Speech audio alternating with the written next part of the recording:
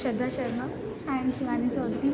आज हम जो प्रैक्टिकल करने जा रहे हैं उसका ऑब्जेक्ट है to determine the refractive index and dispersive power of the material of the prism with the help of spectrometer. मतलब स्पेक्ट्रोमीटर की सहायता से प्रिज्म के पदार्थ का अपवर्तनांक तथा विक्षेपण क्षमता ज्ञात करना। फ्रेंड्स, अब हम जानेंगे कि इस प्रैक्टिकल को करने के लिए हमें क्या क्या अपैरेटस रिक्वायर्ड है। तो सबसे पहले हमें चाहिए प्रिज्म, इसके बाद हमें चाहिए स्पिरिट लेवल। इसकी मदद से हम अपने अपैरेटस को बैलेंस करेंगे। इसके बाद हमें अपने प्रैक्टिकल के लिए चाहिए एक वाइट लाइट सोर्स और एक स्पेक्ट्रोमीटर। स्पेक्ट्रोमीटर के 3 पार्ट्स हैं। पहला कॉलरीमीटर, इसके आगे एक स्लिट दी हुई है जिससे हम अपनी फ्रिंज की वेट को मैनेज करेंगे। इसके बाद इसमें एक स्क्रू दिया गया है जिससे हम लाइट को अच्छे से फोकस कर पाएंगे। इसके बाद है प्रिज्म टेबल। प्रिज्म टेबल एक सर्कुलर डिस्क है जिस पे पैरेलल लाइंस दी गई हैं ताकि हम अपने प्रिज्म को अच्छे से उस पर प्लेस कर पाएँ। इसको बैलेंस करने के लिए नीचे इसमें स्क्रूज दिए गए हैं। थर्ड पार्ट है टेलीस्कोप, इससे हम इमेज ऑब्टेन करेंगे। इसके थ्रू हम स्पेक्ट्रम ऑब्टेन करेंगे। Refractive index is the ratio of the sine of the angle of incidence to the sine of the angle of refraction. And dispersive power of prism is the ratio of the difference in angle of deviation of any two colors to the angle of deviation of its mean. हमारी procedure की तरफ तो जैसे कि हम देख सकते हैं, ये है हमारा वाइट लैम्प जिसके थ्रू हम वाइट लाइट को ऑब्टेन कर रहे हैं, और ये है हमारा कॉलीमीटर। इसके थ्रू हम जो हमारी लैम्प से जो वाइट लाइट आ रही है उसको हम ऑब्टेन करने की ट्राई कर रहे हैं। तो ये देखिए, तो हमको इसे ऐसे एडजस्ट करना है कि हम इसकी स्विम इंटेंसिटी विद शार्पनेस हम इसे ऑब्टेन कर पाए। कॉलीमीटर में स्लिट देखी, और अब हम टेलीस्कोप के थ्रू उसकी इंटेंसिटी को एडजस्ट करके हम टेलीस्कोप के थ्रू स्लिट को देखेंगे। तो जो हमारे पास टेलीस्कोप और कॉलीमीटर दोनों में स्क्रू होते हैं, इस स्क्रू की हेल्प से हम जो हमारी स्लिट होती है उसकी इंटेंसिटी को एडजस्ट करते हैं। तो अब हम देखते हैं कि टेलीस्कोप में हमारी स्लिट कैसी बनी है। चेक करेंगे कि हमारा जो प्रिज्म टेबल है वो बैलेंस्ड है या नहीं है। तो इसके लिए हमें नीड है स्पिरिट लेवल की। तो ये है हमारा स्पिरिट लेवल। अब इसके थ्रू हम ये इसमें अगर हमारा जो बबल है, जो एयर बबल्स है, जो हमारा ग्लास ट्यूब है, उसमें अगर वो सेंटर में है, दैट मीन्स कि हमारा प्रिज्म टेबल लेवल्ड है या फिर बैलेंस्ड है। तो जैसे कि हम देख सकते हैं इसमें हमारे जो तीनों एयर बबल्स हैं वो मिडिल में है, मतलब हमारा प्रिज्म टेबल बैलेंस्ड। अब हम टेलीस्कोप के थ्रू स्पेक्ट्रम को ऑब्जर्व करने के लिए प्रिज्म टेबल पर प्रिज्म को रखेंगे। अब हम रफ सरफेस को पहले हमारे साइड पे रखेंगे। तो हम जैसे देख सकते हैं कि प्रिज्म टेबल पे पैरेलल लाइंस बनी हुई है, तो उसके थ्रू हमने प्रिज्म को पैरेलली रफ सरफेस हमारे साइड पे रख के हमने उसको रख लिया है। बट स्पेक्ट्रम ऑब्जर्व करने के लिए हम उसको 135 डिग्री के एंगल से मूव करेंगे।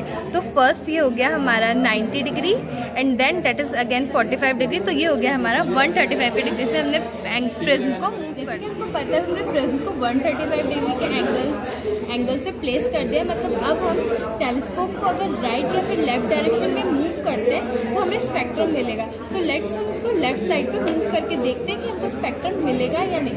बट हमें इसमें एक चीज़ में जो हमें प्रिकॉशंस है उसमें हमको ये ध्यान रखना है कि हमारा जो प्रिज्म है उसको हम सिर्फ वन डायरेक्शन में ही मूव करें, और एक ही बार मूव करें तो ज़्यादा प्रिसाइज होगा और रीडिंग्स भी ज़्यादा एक्यूरेट आएगी। और सेम केस हमारा टेलीस्कोप में है। अगर हम उसे डबल मूव करेंगे तो वेयर एंड टेयर के कारण जो हमारे बहुत सारे एरर्स आ सकते हैं, इसलिए हम उसको एक ही डायरेक्शन में मूव करेंगे। तो जैसे कि मैं आपको बताती हूँ कि उसको हम लेफ़्ट डायरेक्शन में मूव करते हैं टेलीस्कोप को स्पेक्ट्रम ऑब्टेन करने के लिए। अब हमने टेलीस्कोप को लेफ़्ट डायरेक्शन में मूव करके अब हमने स्पेक्ट्रम को एडजस्ट कर लिया। तो अब आप हमारा स्पेक्ट्रम देख सकते हैं।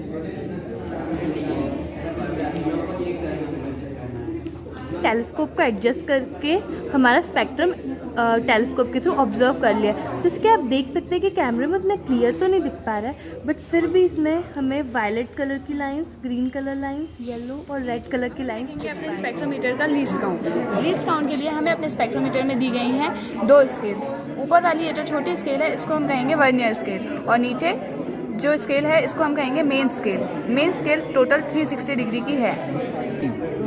लीस्ट काउंट का फॉर्मूला होता है value of one division of main scale upon total number of divisions on vernier scale.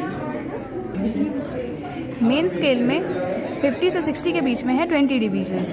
20 divisions मतलब एक डिवीजन की वैल्यू हुई 1/2 डिग्री या 30 मिनट। वर्नियर स्केल पे टोटल 30 डिवीजन्स हैं। हम लीस्ट काउंट निकालेंगे 30 मिनट अपॉन 30, इसका मतलब है 1 मिनट। सो गाइज, हमने स्पेक्ट्रम देख लिया है और हमें स्पेक्ट्रम देखने पे हमें इस तरह के स्पेक्ट्रम दिखा है। तो हमें इस पे 3 कलर पे हम लोग को रीडिंग लेनी है। सबसे पहले वॉयलेट पे लेनी है, फिर सबसे एंड पे रेड पे लेनी है। इसके बीच में हम कोई भी मीन कलर ले सकते हैं। हमने मान लो लिया येलो। हमें इन 3 कलर पे रीडिंग्स लेनी है। इसके लिए हम क्या करेंगे कि हमारे जो टेलीस्कोप होता है उसमें होता है क्रॉस वायर। उस पर हमें क्या करना है कि क्रॉस वायर के सेंटर को हर एक पर्टिकुलर कलर पे सेट करना है और उसके थ्रू हमें रीडिंग्स लेनी है। वो हम अभी आप ही देखेंगे। सो गाइज, हमें रीडिंग्स लेने के लिए स्केल एपरेटस पे 2 स्केल दी हुई हैं। एक यहाँ पे दी हुई है, एक यहाँ पे दी हुई है। हम इनमें से किसी को भी V1 और V2 मान लेते हैं। माना हमने इसे V1 माना और इसे V2 माना। इसमें हमें पूरे प्रैक्टिकल में ये इस बात का ध्यान रखना है कि यदि जिसे हमने V1 पहले माना उसे लास्ट तक V1 ही मानना है और जिसे V2 माना है लास्ट तक उसे V2 ही मानना है।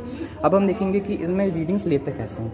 तो जैसे कि दोस्तों आपको पता है, इस पर 2 स्केल होती हैं, वर्नियर और मेन स्केल।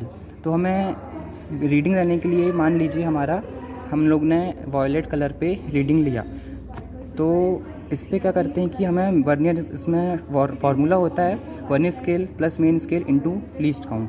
तो हमें हर स्केल की रीडिंग्स लेनी पड़ती है। हमें सबसे पहले देखते हैं मेन स्केल की रीडिंग कैसे लेते हैं। मेन स्केल की रीडिंग लेने के लिए हमें क्या करना पड़ता है, जो वर्नियर स्केल होता है, वर्नियर स्केल का जो 0 है वो मेन स्केल के किस डिवीज़न से कोइंसाइड कर रहा है वो देखते हैं। तो जिस भी डिवीज़न से वो कोइंसाइड करता है वो मेन स्केल की रीडिंग हो जाती है। और वर्नियर स्केल के लिए क्या करते हैं, जो 0 के बाद पहला डिवीज़न होता है जो कि एग्जैक्टली कोइंसाइड करता है मेन स्केल से, वो हमारी वर्नियर स्केल की रीडिंग हो जाती है।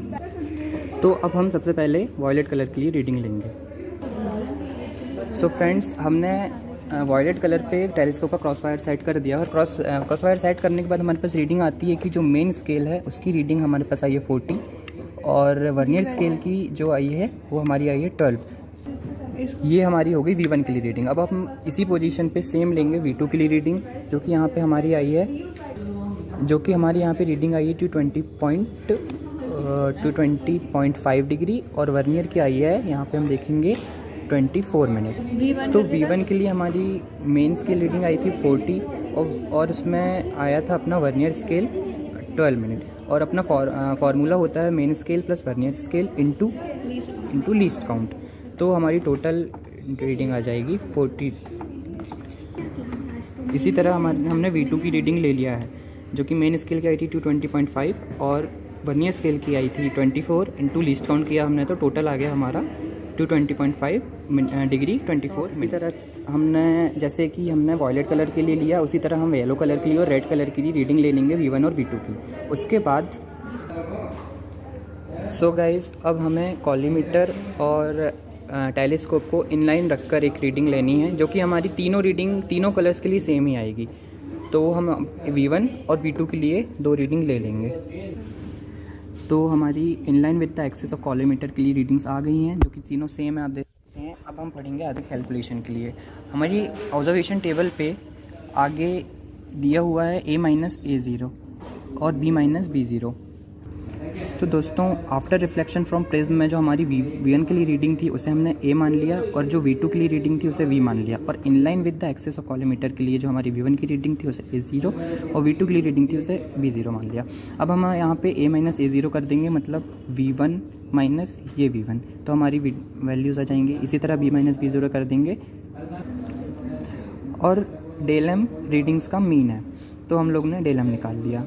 तो दोस्तों, इस तरह कैलकुलेशन करने के लिए हमें एंगल ऑफ प्रिज्म की भी ज़रूरत पड़ेगी, जिसके बारे में हमने लास्ट प्रैक्टिकल में डिस्कस किया था। तो यहाँ हमारा एंगल ऑफ प्रिज्म निकला 64.86 डिग्री।